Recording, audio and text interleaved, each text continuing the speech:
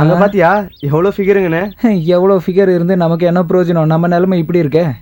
எனக்கு அதுல உன்னை ரொம்ப பிடிச்சிருக்குடா. உனக்கு அதுல ஒரு பீஸ் தானே பிடிச்சிருக்கு, எனக்கு அதுல இருக்கிற எல்லா பீஸும் பிடிச்சிருக்குடா. ஆனா இந்த மாதிரி கேவலமான கெட்டப் வச்சுட்டு அவன் முன்னாடி எப்படி நிப்ப? டேய் என்கிட்ட அதுக்கு ஒரு வழி இருக்குடா. கடைசியில நம்ம தெரு வழியில வந்துட போறோம்டா. நீ தெருவுக்கு வந்தாலும் நான் வர மாட்டேன். போ போ போ. டேய் கெட்டப் பார்த்து போடா. என்ன செம காமெடி போல இருக்கு. என்னன்னு நானும் தெரிஞ்சுக்கலாமா? உங்ககிட்ட சொல்ற மாதிரியான விஷயம் கிடையாது. சரி வேண்டாம். உங்களுக்கு சொல்ற மாதிரி என்கிட்ட ஒரு விஷயம் இருக்கு, கேளுங்க. என்ன விஷயம் அங்கிள்? உன் பேரு மீரா தானே? ஆமா. நீ ரொம்ப அழகா இருக்க. எனக்கு உன்னை ரொம்ப பிடிச்சிருக்கு. என்ன வளரீங்க அங்கிள்? கல்யாண விஷயம். இந்த கேம்ப்ல இருந்து வெளியில போனதும் கல்யாணத்தை தள்ளி போடாம உடனே முடிச்சிடலாம்னு நினைக்கிறேன். என்ன சொல்ற? நான்சென்ஸ். வயசான காலத்துல பொறுக்கித்தனமா பேசுறீங்க. கோவப்படாதம்மா. உன்னை நான் கல்யாணம் பண்ணிக்கிறேன்னு சொல்லல, என்னோட பெரிய பையனுக்காக தான் உன்னை கேட்டேன். உங்க பையன் எங்க இருக்கான் அங்கிள்? ஊர்ல இருக்கான். மெடிக்கல் காலேஜ்ல படிச்சிட்டு இருக்கான். இந்த வருஷம் முடிஞ்சதும் அவன் டாக்டர் ஆயிடுவான். பார்க்க அழகா இருப்பான். அப்படின்னா இங்கேயே அவரை வர சொல்லுங்க அங்கிள். அது வருவான் கண்டிப்பா வருவான். அதுக்கு முன்னாடி அவனோட போட்டோவை பாருங்க. இவன் தான் என்னோட பையன். அழகா இருக்கான்ல? ஏய் அழகா இருக்கான் லடி. சி சும்மா ரெடி. என்ன பிடிச்சிருக்கா? அவளுக்கு பிடிச்சு போச்சு அப்படிதானே? கொஞ்சம் தள்ளிக்கணும்.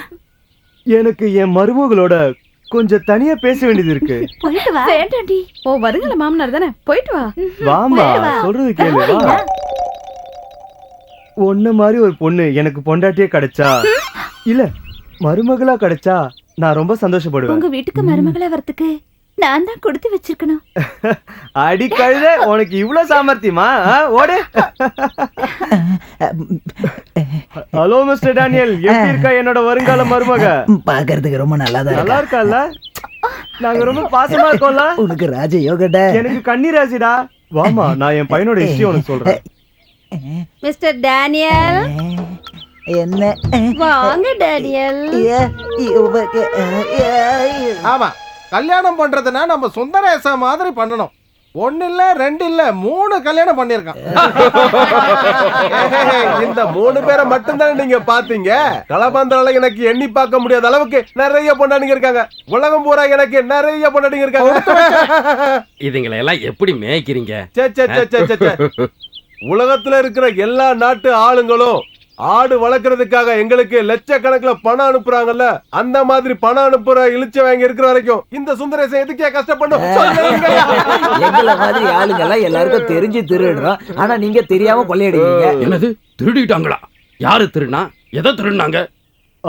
மிஸ்டர் டேனியல் சொன்னது பொம்பளைங்க மனசு திருடினதை பத்தி. Heart thief. அப்புறம் பொம்பளைங்கன்னு சொன்னதுக்கு அப்புறம் தான் எனக்கு ஒரு விஷயம் ஞாபகத்துக்கு வருது. உங்கள யாராவது இங்க இருக்கிற மலைஜாதி பொண்ணுங்களோட டான்ஸ பாத்திருக்கீங்களா? இங்க பக்கத்துல தான். அத பார்க்கதான் இந்த தடவை நான் வந்திருக்கேன். எப்போ அது? பௌர்ணமி 12 மணிக்கு தான் டான்ஸ் ஆரம்பிப்பாங்க.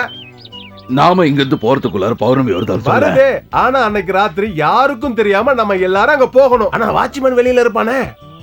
லூசா நீ வாட்ச்மேன் டான்ஸ் பார்க்க போறோம்னு பர்மிஷன் கேட்டா போறோம். நாம எல்லாரும் செவரேறி குதிச்சு போறோம். அதை தெரிஞ்சுக்க. எனக்கு ஜுரம் இருக்கான்னு பாருங்க. மெடிசன் ஜுரம் வந்துரும் போறேன். இப்படி பாருங்க, இப்படி பாரு.